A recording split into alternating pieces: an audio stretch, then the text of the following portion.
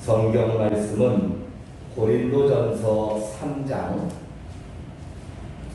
1절로 4절까지 말씀입니다. 신약성경 265조 고린도전서 3장 1절로 4절까지 말씀 교독하시겠습니다. 형제들아, 내가 신령한 자들을 대함과 같이 너희에게 말할 수 없어서 육신에 속한 자 곧 그리스도 안에서 어린아이들을 대함과 같이 하노라. 내가 너희를 스스로 먹이고 하고 아니하니 이는 너희가 아무나 하지 못하였으나 지금도 못하리라. 너희는 아직도 육신에 속한 자로다. 너희 가운데 시기와 분쟁이 있으니 어찌 육신에 속하여 사람을 따라 행함이 아니리요. 어떤 이는 말하되 나는 바울에게라 하고 다른 이는 나는 아볼로에게라 하니 너희가 위의 사람이 아니리요. 아멘. 예, 선선한 계절이 돌아왔습니다.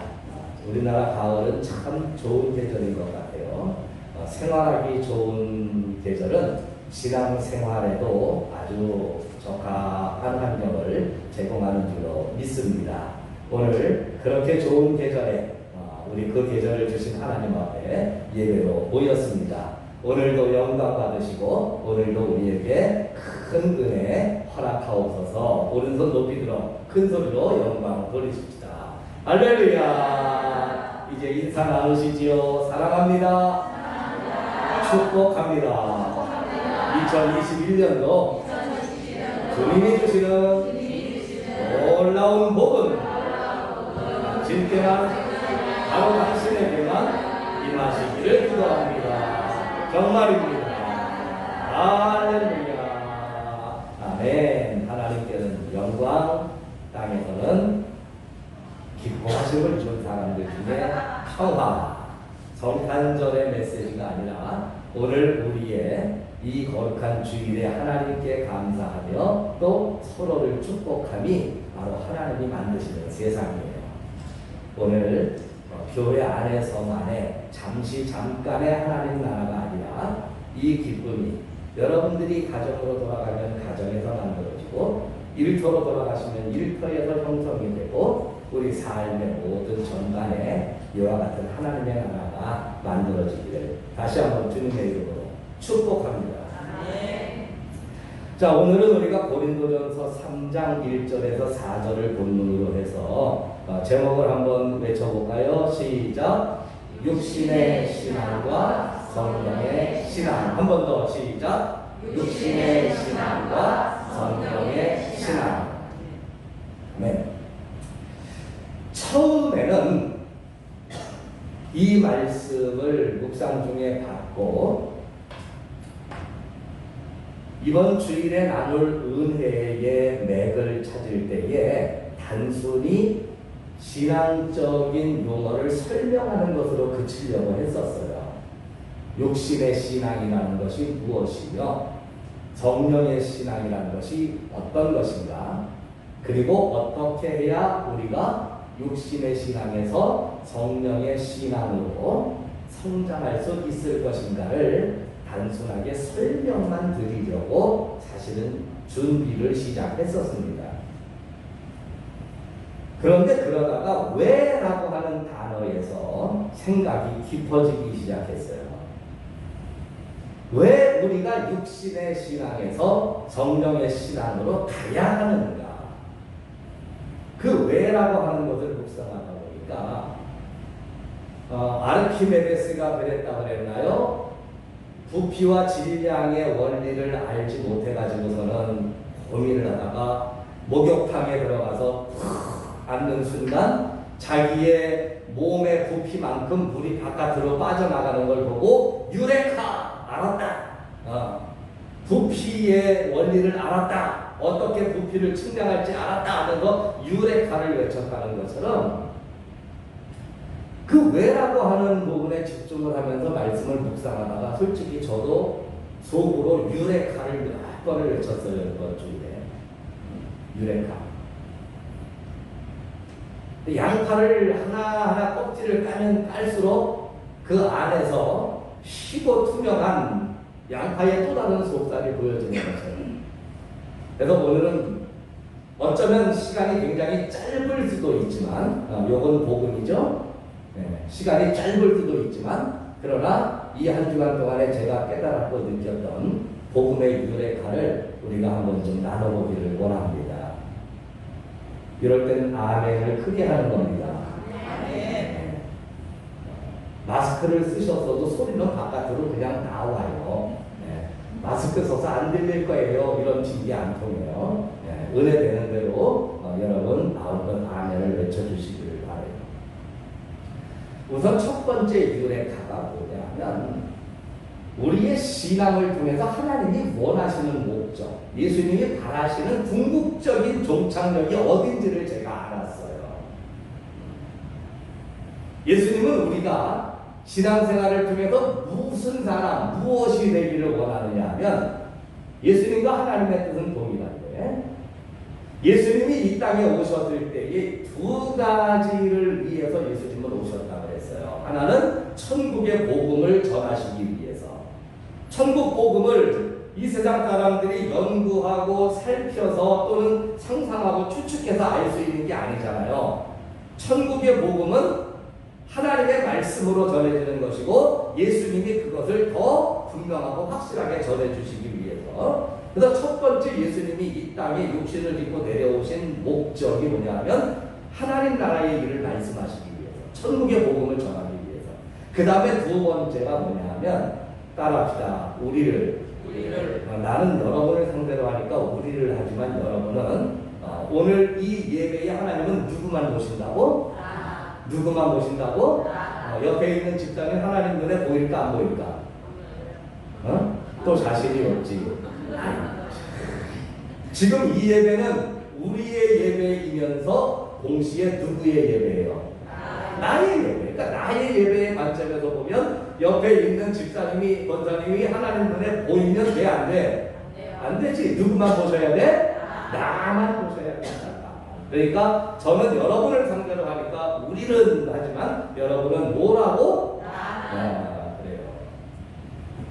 예수님이 오신 첫 번째 목적은 우리에게 나에게 그렇지. 나와야지. 예수님이 오신 첫 번째 목적은 우리에게 천국의 복음을 주시기 위해서 오셨고, 두 번째는 우리를 제자 삼기 위해서 오셨다. 이거 성경에 있는 말씀 맞죠? 예. 예수님이 우리를 뭐 삼으시려고 오셨다고요? 제자. 아니 이 뻔한 내용을 왜 유레카라고 말씀하십니까? 아마 속으로 의문 품으실 텐데 이게 왜 유레카냐 하면 보세요. 그동안 나는 그렇게 생각했어요.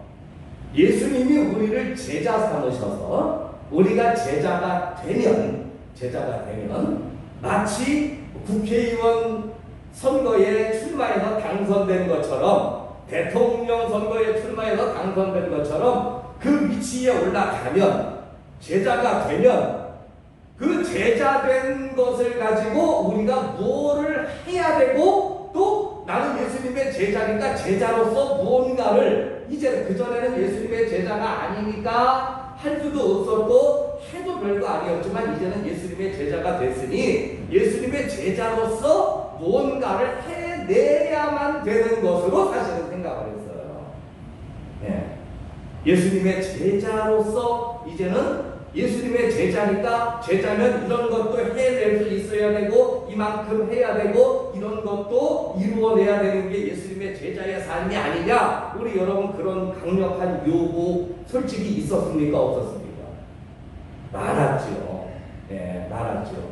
제자 되기도 어려울 뿐 아니라 제자가 된 이후에는 제자로서의 무언가를, 업적을 이루어내야 된다라고 하는 것이 보편적인 그동안 우리의 신앙이었어요. 그런데 아니었더라고요. 알고 보니까 제자 되는 것이 최종 목표예요. 제자 되는 것이 뭐라고? 최종 목표예요. 제자가 되는 것이 최종 목표예요. 제자가 된 다음에 뭘 하라고 원하지 않으셔요. 또 제자가 되면 제자가 됐기 때문에 뭘 하면 오히려 제자가 아니야. 그런 걸 한번 이제 오늘 파헤쳐 보자고요. 우선은 우리가 그동안 심하게 오해했던 것 한두 가지 한번 정리를 해갑시다. 오늘 말씀의 제목이 뭐라고 했어요? 육신의 신앙과 예. 다른 분들은 주보를 안 갖고 들어오셨나 보죠? 우리 주미승 건강님은 주보를 가지고 오셔서 읽으시는 것 같아요. 자, 오늘 제목이 뭐라고 그랬어요? 육신의 신앙과 성령의 신앙. 오죽하면 방송실에서 이거를 갖다가 이렇게 보여주실까. 오죽하면 참 우리 방송실도 아주 뭐 센스가 아주 이만저만이야. 누구 딸지. 자, 여러분, 육신의 신앙이라는 말을 들으면 일단 그 이미지가 어떻게 떠올라요? 육신의 신앙. 편안하게 육신의 신앙이다. 아유, 아무개 집사님은 아주 육신적인 신앙 같아. 이렇게 얘기하면 그 뉘앙스가 좋다는 거예요? 안 좋다는 거예요? 일단 거의 안 믿는 사람과 비슷한 수준 정도로 생각을 하면서 우리끼리 얘기지만 개떡신앙. 그 다음에 교회 안에서는 호호해해 깔깔 되더라도 또한 삶에서는 전혀 믿음의 구석이라고는 보이지 않는, 우리 그렇게 생각을 하죠. 그죠? 그런 사람은 기도를 해도 나오지 않거나 또는 교회에서 봉사하자 그러면은 쌩소리라고 도망가거나 육신적으로, 그 다음에 뭘 하나를 하더라도 그냥 믿음 없는 소리만 티리 해대거나 도대체 그분과의 대화 속에 하나님이 계시는지, 정말 이 사람이 교회 다니는 사람이 맞는지, 이런 정도의 수준을 우리는 육신의 신앙, 육신적 신앙이다 라고 생각을 할 때가 있습니다. 자, 그러면 여러분 성령의 신앙 그러면 또 어떤 생각이 들어요? 성령의 신앙 그러면 신앙이 깊어 보이고, 그죠? 아주 차원이 높고 매사와 범사를 늘 은혜로 생각하고 고난이 생기면 기도할 줄 알고, 그죠? 그래서 이분하고 뭔가 또 대화를 나누면 신령한 기운이 막 옮겨오는 것 같고, 성령의 사람으로서 정말 아주 하나님의 기쁨과 사랑이 그냥 줄줄줄줄 흘러 넘치는 것 같은 그런 상태의 모습을 우리는 성령의 신앙이라는 이미지로 연상을 한다는 거예요.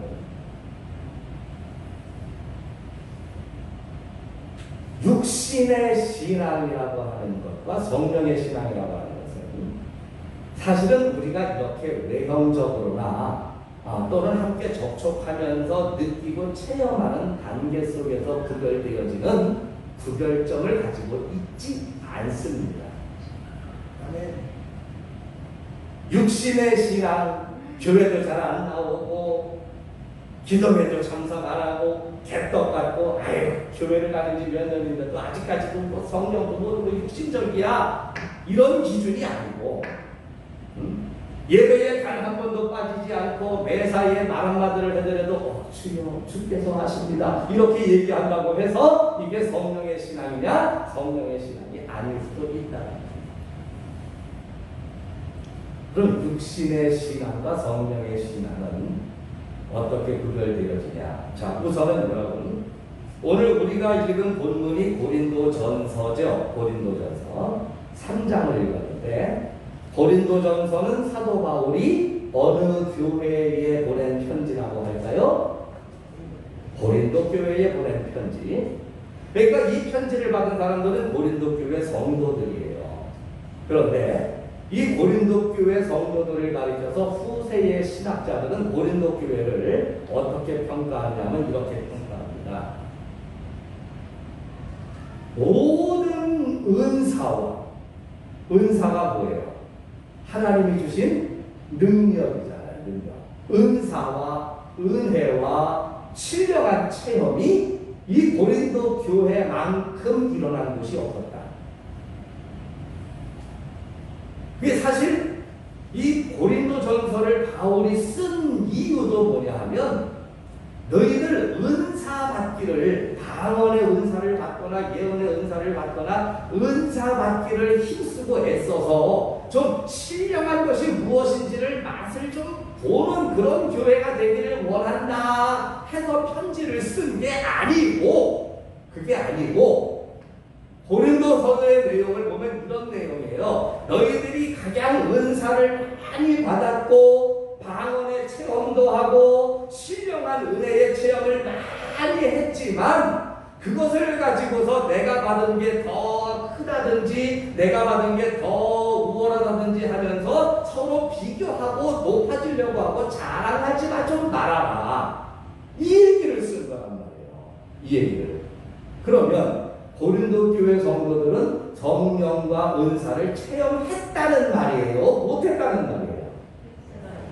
체험했는데 그 체험한 걸 내세우고 교만하지 말아달라고 부탁할 정도라고 한다면 성령의 은사와 역사와 능력과 기이한 기적이 고린도 교회는 엄청나게 많이 일어나는 교회였었다는 거예요. 그런데 이런 교회, 이런 신앙을 오늘 바울이 뭐라고 얘기를 합니까? 성령의 신앙이라고 그래요? 육신의 신앙이라고 그래요? 지금 육신의 신앙이라고 그러잖아요. 형제들아, 내가 신령한 자들을 대함과 같이 너희에게 말할 수 없어서 육신에 속한 자 곧 그리스도 안에서 어린아이들을 대함과 같이 하노라 그랬어요. 그러면서 3절을 보면 너희는 아직도 어디에 속했어요? 육신에 속한 자로다. 너희 가운데 시기와 분쟁이 있으니 어찌 육신에 속하여 사람을 따라 행함이 아니리요? 라는 말씀. 그러니까 고린도 교회 성도들을 바울이 볼 때에 은사 체험했습니다. 성령 체험했습니다. 능력 체험했습니다. 그러나 그들은 각양 하늘의 진귀한 은사와 은혜를 체험하는 신앙에서 맛볼 건 다 맛본 사람들임에도 불구하고 오늘 성경은 이들을 가르쳐서 정의를 내리기를 너희는 육신에 속한 신앙이다 라고 얘기합니다. 그러니까 소위 우리가 말하는 교회 잘 안 나오고 개떡 같은 신앙이 육신의 신앙이 아니에요.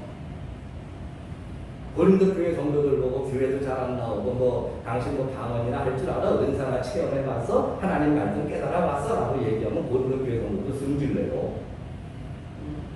우리보다 더 이런 은혜를 맡은 사람들이 누가 있다고 그러느냐고 하면서. 그러나 성경은 이들을 육신의 신앙이라고 합니다. 그러면 성령의 신앙은 또 어떤 신앙이냐?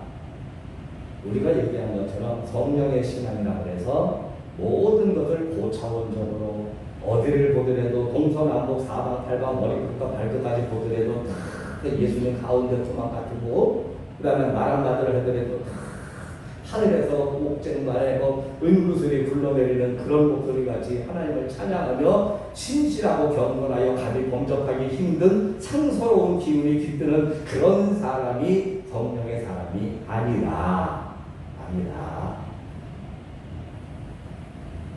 성령의 사람이라고 해도 먹을 거 먹고요, 할 짓 다 하고요. 성령의 사람이라고 해도 아니 빠질 수 있으면 빠지는 거지 뭐 주일날. 성령의 사람이라고 해도 그런다고 야 우리 목사님 빠져도 된대 이렇게 생각하시면 그건 육신의 사람이야.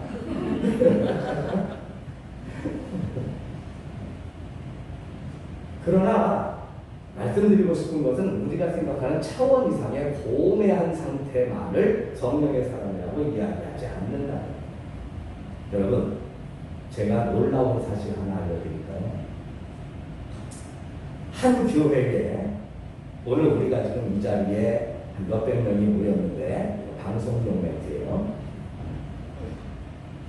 속으로만 알아들으면 돼요. 오늘 몇백 명이 모였는데 이 안에 있는 사람이 동시에 다 성령의 사람으로 성령의 신앙으로 한꺼번에 한 사람도 빠짐없이 다 되는 일이 가능할까 불가능할까? 가능합니다. 가능할까? 네. 가능하면 참 좋겠는데 불가능하다는 생각이 거의 지배적이죠. 그러나 가능해요. 가능해요. 어떻게 가능한지 알려드릴게요. 놀라운 사실 하나 얘기하려고 했죠. 뭐냐면 장정만 60만 명 그러면은 이 사람들을 누구 생각나요? 장정만 60만. 남자가 생각이나? 아니, 성경에서 장정만 60만 그러면 이스라엘, 어디에 이스라엘? 광야의 이스라엘. 그죠? 광야의 이스라엘. 장정만 60만, 광야의 이스라엘. 여러분, 성경에는요, 이 사람들이 장정만 60만 명이 한 사람도 빠짐없이 모두가 다 성령의 신앙이었던 때가 있었음을 이야기하는 부분이 있습니다. 우리 몇백 명 모인 자리고 다 되는 것이 한꺼번에 되는 게 불가능하기가 더 많다라고 지금 여겼죠. 제가 아닙니다, 가능합니다라고 얘기했어도 아예 그랬으면 좋겠지만 하면서 여러분들이 동의 안 했을 텐데, 고린도전서 10장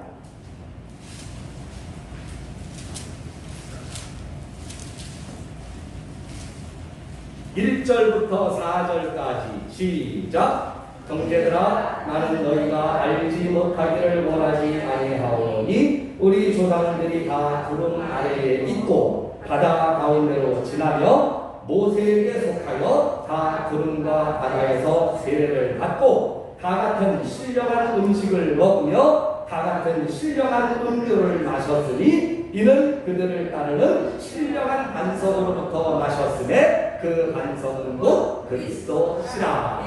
아멘. 광야의 이스라엘 장정만 60만 성경이 얘기합니다. 그런데 이들이 그죠? 다 구름 아래에 있고, 즉 하나님이 인도하시는 구름 기둥 말이에요. 다 바다 가운데로 지나며 하나님이 갈라놓으신 홍해를 통과하는 걸 말해요. 다 구름과 바다에서 세례를 받고 홍해를 통과했고, 다 같은 신령한 음식. 어떤 음식? 신령한 음식. 하나님이 주시는 영적 음식. 이것이 구체적으로는 만나이지만, 그러나 이 만나를 먹을 수 있는 사람은 영적인 신령한 신앙의 사람이라는 것을 의미하는 거예요. 다 같은 신령한 음료를 마셨으며, 성령의 사람이 먹고 성령의 사람이 마시는 것을 마셨으니 이들이 모두가 다 이 순간 육신의 신앙이라고 말할 수 있는 사람 누가 있어요? 이 순간 모두가 다 신령한 음식을 먹고 신령한 음료를 마시고, 그 다음에 하나님이 신령하게 열어주시는 성령의 놀라운 은혜와 체험 속에 세례받고 일을 행하고 길을 가니 이들이 성령의 사람이 아니겠느냐, 이 연사 강력히 주장하는 바입니다. 그치요? 그러니까 장정만 60만이 다 성령의 신앙이었어요.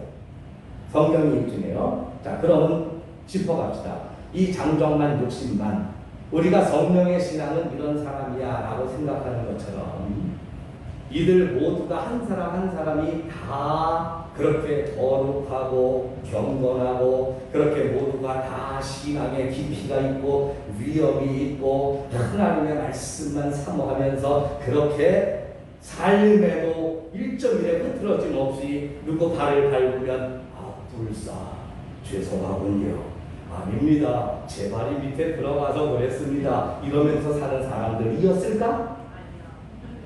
네? 그 60만 명이 한 명도 빠짐없이 다 그런 사람들만 채워졌을까? 아닐 거예요. 그렇다면 뭘 의미해요? 성령의 신앙이라고 하는 것은 우리가 얘기하는 것처럼 윤리적이며 도덕적이며 예의가 바르거나, 또는 우리가 신앙적으로 믿음 깊은 사람은 이런 것을 해야 된다, 이래야 된다라고 하는 인간이 내거는 조건에 부합하는 사람이 아니라 하나님이 요구하시는 뭔가가 그 기준을 나누는 기준점에 따로 있다라고 하는 것을 의미한다는 거예요. 자, 양파 껍질을 더 벗깁니다. 그러면 그 기준점이 뭐냐? 무엇이 육신의 신앙과 성령의 신앙을 구별하는 구별점이냐? 오늘 본문 3장 1절의 말씀을 보면 육신에 속한 자를 어떤 사람이라고 그러냐 하면, 읽어봅니다. 시작. 형제들아, 내가 신령한 자들을 대하는 것 같이 너희에게 말할 수 없어서 육신에 속한 자 곧 그리스도 안에서 뭘 대한 것 같이? 어린아이들을 대한 것 같이. 어린아이. 자, 그런데 바울이 이 어린아이라고 하는 말을 통해서 또 우리에게 이걸 이해할 수 있는 말씀을 주신 데가 고린도전서 13장에 나와요. 고린도전서 13장 하면은 사랑장 유명하죠. 그 사랑에 대한 내용을 쭉 넘어가서 11절을 한번 읽어봅니다. 고린도전서 13장 몇 절? 11절. 시작. 내가 어렸을 때는 말하는 것이 어린아이와 같고 깨닫는 것이 어린아이와 같고 생각하는 것이 어린아이와 같다가 장성한 사람이 되어서는 어린아이의 일을 뭐 했노라? 뭐 했노라? 어렸노라 그랬어요. 어렸노라. 자, 여기서 어린아이라고 하는 것은 1. 미숙함을 의미합니다. 완전치 못하고 성숙하지 못하고, 그러니까 어린아이는요 항상 자기 기준에 자기 가치관에 자기가 아는 만큼 바라보는 게 어린아이의 생각이죠. 그죠? 보다 더 넓고 보다 더 높은 차원의 일을 생각하지 못해요.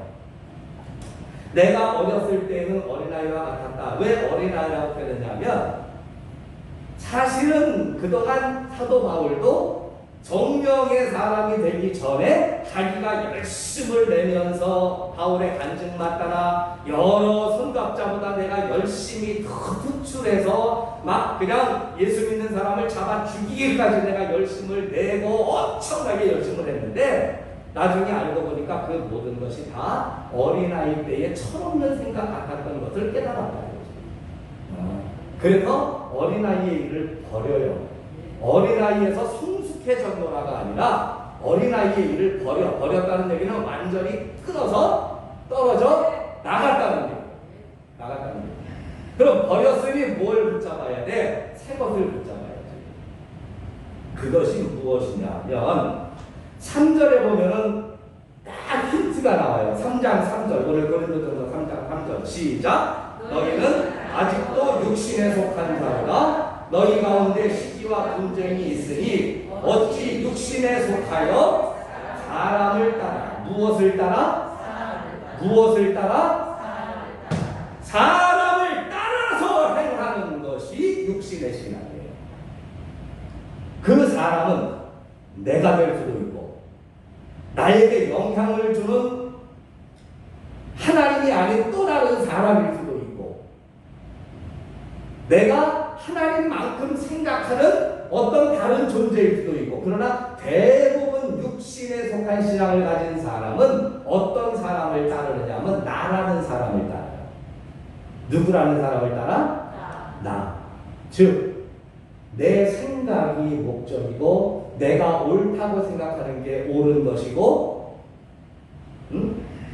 해야 할 이유도 나에게서 찾고 모든 것이 자기 중심일 때가 많은 거예요. 그래서 다른 사람이 다 맛있다 해도 내가 맛없으면 에이 그 맛대가리 없는 거를 누가 좋아해? 그러면서 그것은 나에게는 아닌 거라고. 이것이 나를 포함해서 사람의 생각, 하나님의 생각이 아닌 세상 가치부터 시작해서 세상이 이야기하는 교육과 논리 어떤 것까지 포함하더라도 하나님의 뜻이 아닌 사람의 뜻을 따르게 되면 사람은 영입니까? 육입니까? 육이잖아요. 그래서 육신의 신앙 무엇을 따르느냐에 대해서 여러분 아까 고린도전서 10장에 이스라엘 민족이 60만 장정이 다 신령한 음식을 먹고 성령의 신앙이 됐다고 그랬잖아요. 그들이 말씀드린 것처럼 뭔가 고매하고 경건하고 거룩했기 때문이 아니라 그들은 그 하나님이 주시는 것을 먹고 마시면서 오직 무엇만을 따라가느냐 하면 하나님이 이끌어 가시는 하나님의 인도함만을 따라갔기 때문에 그 사람들이 광야에서 이 광야를 건너서 또는 이 광야 안에서 내 꿈을 이루어야지 내 목적을 이루어야지 하면서 자기의 것을 위해서 그들이 자기의 계획에 맞춰서 자기의 의도에 의해서 그 광야를 간 것이 아니라 어찌됐든 그들은 그냥 이제 바라볼 수 있는 건 누구밖에 없어요. 하나님이 인도하시는 불기둥, 구름 기둥밖에 없어요. 그러니까 하나님이 인도하시는 대로만 따라가면 그 사람이 성령의 사람이에요. 아무리 지식이 많고 은혜가 충만해도 매사에 말하고 행하고 목적하고 추구하고 계획하는 것이 하나님의 말씀이 아니라 내 뜻이요 내 생각이요 내 계획이면 이 사람은 신학적 박사학위를 10개, 20개를 받았어도 이 사람은 육신의 신앙이라는 거예요. 무슨 뜻인지 이해가 가세요? 여러분, 예수님의 목적 두 번째가 뭐라 그랬어요? 제자 삼는다. 제자는 뭐 하는 사람이에요? 스승이 가르쳐주는 대로 배우고 스승이 시키는 대로 하는 사람이 제자예요. 예수님은 우리가 예수님이 하라는 대로, 예수님이 가르쳐 주시는 대로 그것이 나의 가치관이 되고 그것이 나의 이상이 되고 그것이 나의 비전이 되고 그것이 나의 꿈이 되기를 원하시는 거예요. 즉 하나님을 믿어서 뭐가 돼야 되겠다 이런 내 생각까지도 버리고 오직 하나님 말씀대로 해야 되겠다. 그래서 여러분, 신앙에서 가장 강조하는 게 뭐예요? 순종이라는 거죠. 자, 이러니까 내가 말씀 준비하면서 유레카 소리가 골백도 나오게 생겼어, 안 생겼어? 모든 하나님의 말씀이 이 말씀 속에 다 집중이 돼서 우리에게 그냥 녹아져 들어오는 거예요. 우리가 신앙생활을 하면서 마침내 돼야 될 사람이 뭐냐? 우리는 성령의 신앙인이 돼야 되는데 성령의 신앙인이란 무엇이냐? 딴 거 없다. 내 생각 다 내려놓고 다 치워놓고 오직 하나님 말씀대로 살아야 되겠다. 하나님 말씀대로 살아야 돼. 여러분, 혹시 분위기가 튼튼한 일이 있어가지고서는 공무원들이 일하는 동사무소에 가서 동사무소 직원들이 업무를 보지 못할 정도로 막 깽판을 부리고 행패를 부리면 어떤 죄가 적용이 됩니까? 공무집행방해죄가 되는 거예요. 공무집행방해죄. 그 사람들이 일을 하지 못하도록 우리가 막 행패를 부리고 소위 막 이러면 공무집행방해죄가 되는 거예요. 그러면 이분들이 하는 일이 공무라는 건데 이 공무원들이 그야말로 모든 일의 사생활에서도 삶의 모범이 되고 공명정대하고 이분들은 산입 판단이 분명하고 모든 것이 뚜렷하고 예의가 바르고 어디서나 반듯하게 하는 일을 하기 때문에 우리가 가서 막 그러면 못하게 우리를 죄인으로 몰아놓는 건가요? 아니죠. 이분들이 하는 일 자체가 나라에서 명한 일, 즉 공무를 하고 있기 때문에 공무원인 거지. 이 사람들이 일반 국민들보다 수준이 높거나 윤리적인 판단이 더 바르거나 이래서 공무원 되는 게 아니거든요. 성령의 신앙도 마찬가지예요. 우리가 하나님의 말씀을 순종하고 그 말씀을 우선하고 그 말씀을 따르니까 성령의 사람이지.